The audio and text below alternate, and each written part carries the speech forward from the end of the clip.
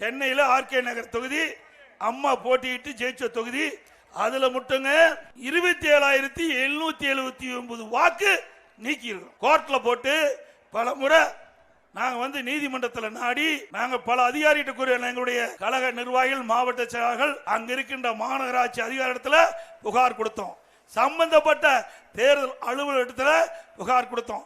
கண்டுக்கவே இல்லை. போலி வாக்காளர் நீக்கவே இல்லை.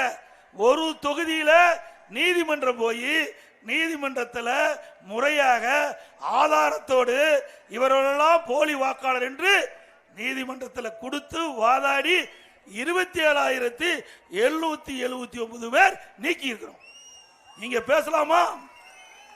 ஒரு தொகுதியிலங்க, ஒரு தொகுதியில 27,779 எப்படி இந்த ஆட்சியில போலி வாக்காளர் சேர்க்கிறார் என்பதை மக்கள் உணர வேண்டும். எல்லாம் நாங்க ரெக்கார்டோட வச்சிருக்கிறோம், ஆதாரத்தோட பேசுறோம்.